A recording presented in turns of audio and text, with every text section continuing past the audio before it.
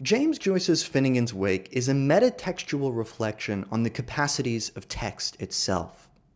Yet it does this in such an obscure way, combining such a vast array of disparate elements, that it can seem hard to find some sort of hermeneutic through line, some way of figuring out what is the text trying to do. We know it's doing a lot of different things. Its style and method of delivery changes so much from not only chapter to chapter, but sentence to sentence, word to word. And as such, as Eugene Yolas puts it in The Revolution of Language and James Joyce, its almost obscure intention of the artist makes no concessions to communication other than a tantalizing invitation to the reader to seek and continue to seek. So what does this mean for looking at the text? Well, Yolas goes on to clarify that in fact this is a very evocative text grounded in concrete experiences which we get when we read it. He says that James Joyce gives his words odors and sounds that the conventional standard does not know. In his supertemporal and superspatial composition, language is being born anew before our eyes. Each chapter has an internal rhythm differentiated in proportion to its contents. The words are compressed into stark, blasting accents. They have the tempo of the Liffey itself flowing to the sea. Everything that the world of appearance shows, everything that the automatic life shows, interests him in relation to the huge philosophic and linguistic pattern he has undertaken. The human element across his words becomes the passive agent of some strange and inescapable destiny. He continues that it has the musical flow that flatters the ear, that has the organic structure of works of nature, that transmits painstakingly every vowel and consonant formed by his ear. And this human element of experience, of evocation, the kinds of which we would get in daily verbal speech, is parodied in a number of different modes in Finnegans Wake, one of them being prayer. And I want to look at two passages in Finnegans Wake that show this mode of prayer being used, but in such a way that it bastardizes the idiom and takes advantage of its transcendent potential, but it does so in such a way that gives us a meta-reflective understanding of what texts are able to do, giving us an ethical dimension and at once problematizing that dimension. And it does so by showing that convention always remains in the times, that history itself brings with it memory, and memory which is concrete and leaves traces. And these traces can be picked up in the text in such a way that hopefully these two passages will serve as exemplary cases of how we can find the memory of the past in literature and in words, and how we can find the promise or possibility of a possibly positive future laden within literature.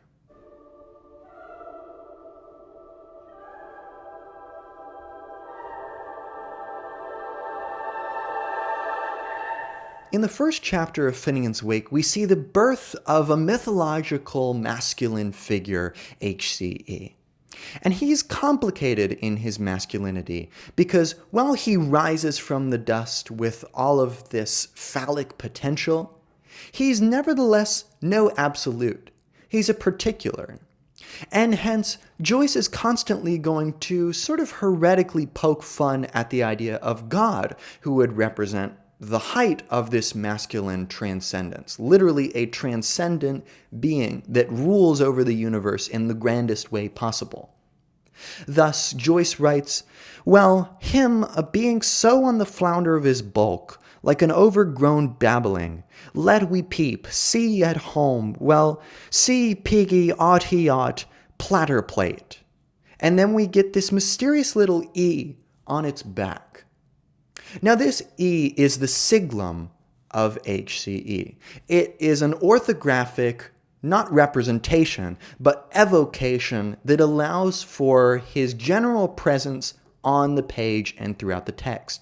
And we can see here that the E is on its back because it is in an impotent position. Him, that being God, is on the flounder of his bulk like an overgrown babbling. It's as if language has achieved such heights that universality caves in on itself. And we see that this sentence is segmented by all sorts of commas and little tiny phrases that just sort of interject in. And therefore we are faced with the fall of our hero immediately. And this fall presents us with the problem that every person faces. And in fact, it's one of the key elements of Finnegans Wake, the fact that we all fall. We all fall from our expectations or our ideals, and we struggle to get back up and figure out how to make ourselves anew. And Joyce's point is that we do this every day and every night. We go to bed and we wake anew, having gone through a number of dreams, a number of consolidation of memories that have occurred in the previous day, and this always gives us the possibility for, in some sense, the same anew, as he puts it many times in Finnegans Wake, but also a repetition with a difference, which is also a theme that is stressed throughout Finnegans Wake. Thus we arrive at our first passage I would like to show, which utilizes the idiom of prayer, but it does it in such a way that we get a highly rhythmic, highly musically inflective supplication to arise anew. He says, "And all the way, a horn from fjord to fjell, his bay winds oboe bows shall wait him rockbound. Ho, ho, ho, ho, ho, in swim, swam, swum, and all the living long night. The dell dappling night, the night of bluery bells, her flute and tricky trockies, O Carina, wake him. With her Issavan and her Patterjack Martins, all on them ins and ouses, tilling a teel of a tum, telling a toll of a turty tobling. Grace before glutton, for what we are, gifts a gross if we are, about to believe. So pull the beg and pass the kish for cross sake. O men, so sigh us." Now there's a lot packed into this passage, but it's important that it ends in this quasi-prayer-like idiom, O men, so sigh us. The prayer flows out of the mouth of HCE, of Joyce, of us as we recite it, in the manner of a sigh, of a sort of bodily admission of our being tired, of us needing something genuinely new.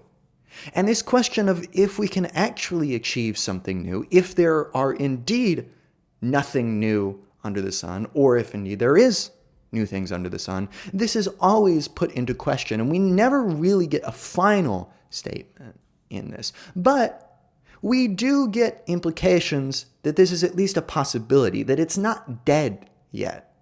Just as when one is sleeping, one is not dead. Therefore, we are in the midst of a flowing fjord, winds that oboe, that sing like oboes, and they wail rock-bound around the rocks. And they're making all these sounds as they swim, swam, swum, all throughout the night, the dell dappling night. Right? This sounds like little drops of water dropping on us. This could be like little moments of experience. And yet they come together in this continuous stream of consciousness. And this stream often comes out in Finnegans Wake in the manner of musicality, of instrumentality, hence ocarina, which is a musical instrument. And in this telling a toll of a turty tobling is 32. 32 feet per second being the rate at which objects fall. Hence we have bred within here the fall, but played on musically and ended with the possibility that there may be grace before glutton.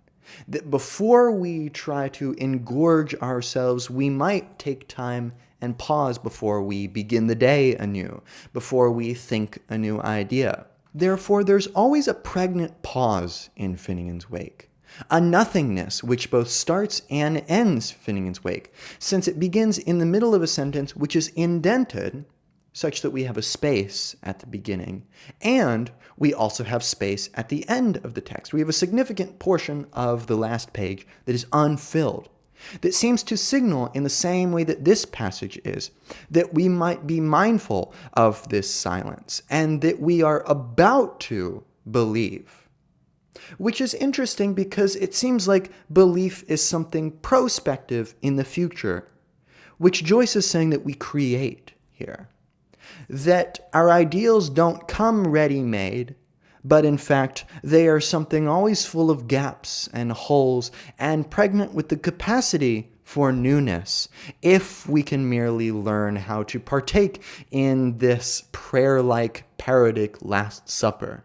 And for our second passage, I would like to look at a much more positive and seemingly transcendent passage. This gives us an overview of what Finnegans Wake is about in terms of its ethical implications, and it also seems to be providing us a promise of a future redemption. Hence, Finnegans Wake, since it is circular, this can be seen as part of this circle, an arc, which is a redemption arc. He says that this is the evaluation of human society and a testament of the rocks from all the dead unto some the living. Oliver's lambs we do call them, scatterlings of a stone, and they shall be gathered unto him, their herd and paladin, the nubilets to Cumule, in that day when same the lightning lancer of Azava Arthur honored, some fin avant, he's go wake from earth's sleep, hot-crested Elmer, in his vala of breers of green man's rise, O lost leaders live, the heroes return, and o'er Dun and Dale the Wolver Overlord protect us, his mighty horn shall roll o'er Lund roll. I find this passage so fascinating because, of course, it once again ends in this idiomatic prayer phrase of protect us, which is a sort of supplication to God, and it speaks of this Wolver Overlord, right, of an overlord which is rolling over himself over and over and over, showing that HCE, as our sort of quasi-godlike character, is fraught with his own tautological nature and also his inability to escape himself. This is why the memory of language is so important for James Joyce, because within memory and history, we have the presence of that which can't be escaped, which we are constantly forwardly trying to project in a way that creates something new. As such, the redemptive capacity of prayer language here is distorted and turned hyper-musical and hyper-sonorous in such a way that we have a promise not as something prospective that we leave off into the future, but that we actively construct through the act of utterance, through the speech act of recitation, and of the hermeneutic act of actively reading the text and putting it into something that is usable, that is coherent, that is promulgating some sort of future possibility. This passage speaks of both the evolution of human society and also the evaluation of society. That we're constantly evaluating our past and trying to figure out how to put it together, like all of these scatterlings of a stone, these Oliver's lambs, right? These our Lord's lambs that are all thrown about and trying to come back into some sort of communal setting. And by doing so, we're trying to gather a prospective future, which we're actively creating through the mixing of elements.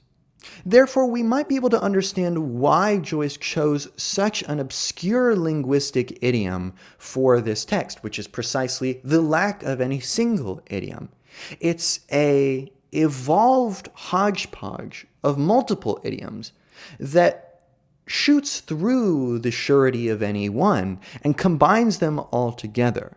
As such, I hope that this makes more clear the ethical implications of Finnegans Wake, the kinds of things that the text is trying to tell us through our self-reflection of our own act of linguistic and hermeneutic production that goes on when we read, when we annotate, when we recite, when we think, when we imagine.